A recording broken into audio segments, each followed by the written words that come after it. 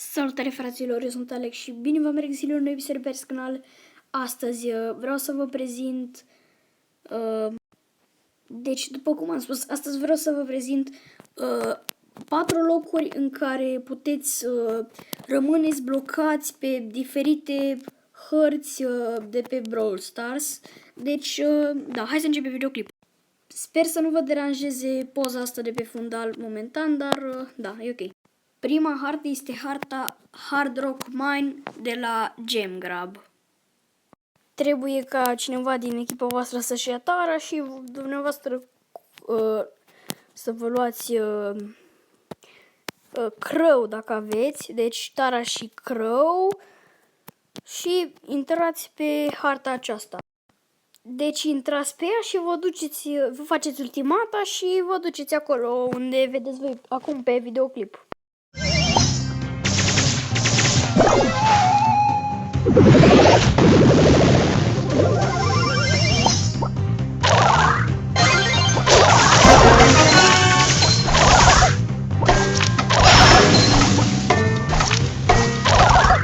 După cum ați văzut și în videoclip, trebuie să faceți, trebuie să faceți exact ce ați văzut acolo, trebuie să dați marginea hărții foarte tare, de nu dați acolo fix pe butoiul acela, dați în marginea hărții foarte tare. Asta e foarte important pentru că dacă nu o să se spargă toate butoaiele. Și nu știu să zic, puteți să luați toate gemurile și să faceți chestia aia cu un prieten, să săriți acolo și nu știu, am zis eu. Și cam asta a fost cu harta aceasta. Cred că am spus cam tot ce era de spus și haideți să vă spun despre următoarea hartă. Următoarea hartă se numește Double Swoosh, o aveți acum pe ecran. Pardon. Și vă trebuie Tara și Crow sau Piper. Nu contează ordinea, la fel. Și cam asta e tot ce vă trebuie. Vă trebuie ultimatele și o să vedeți voi acum pe clip.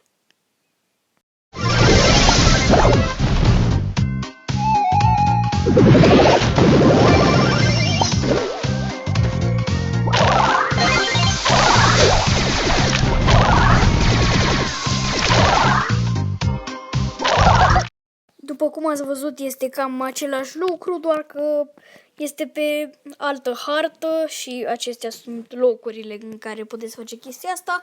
La fel, puteți să vă luați toate gemurile și să faceți chestia aia cu un prieten, să vă băgați acolo și să stați acolo tot meciul și să câștigați, dar cam asta e.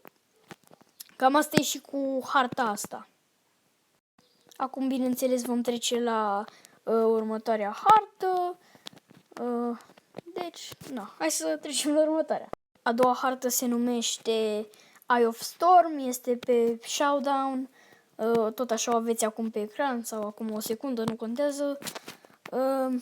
Aici vă trebuie El Primo, 2 El Primo, sau merge și treaba cu Tara, Piper sau Crow. Cred că cel mai bine ar fi cu El Primo, adică 2 El Primo, pentru că își face și ultimata mai repede și are și mai multă viață și, în fine, chestii de-astea tehnice de ușurință și așa și, stați tot meciul asta dacă nu vine zona peste voi.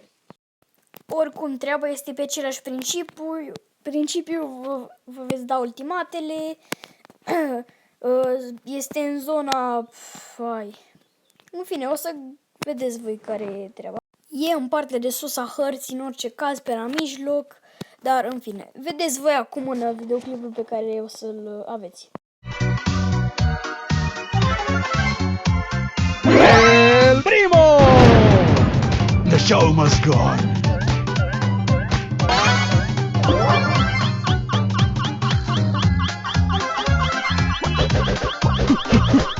Cum ați văzut acolo, puteți sări cu El Primo 2 sau 1, depinde, dacă vă jucați cu un prieten puteți sări 2, în fine. Deci săriți acolo și, doar că v-am zis, vine zona și asta e partea mai nașpa, că, vine zona și nu puteți sta în meciul, asta e treaba nașpa la Showdown. Dar eu zic că este un ghilimele glitch care își are locul aici pentru că te blochezi acolo, efectiv. Ați văzut eu acolo cu prietenul meu, și-a dat el gadget-ul și am sărit eu peste pereți acolo. Da, na. Ați văzut și voi care e faza. Dar acum să trecem la videoclipul nostru următor de pe următoarea hartă.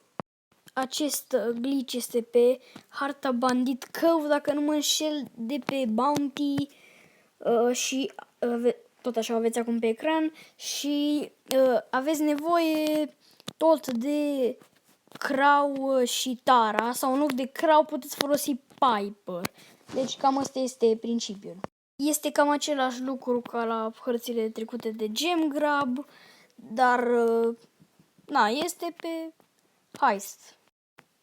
Nu cred că o să fie prea de ajutor, dar dacă vreți să vă distrați cu prietenii și să găsiți chestii astea, să faceți Mythbuster, să zicem, eu zic că, na, vă puteți distra. Deci acum o să vedeți din nou clipul.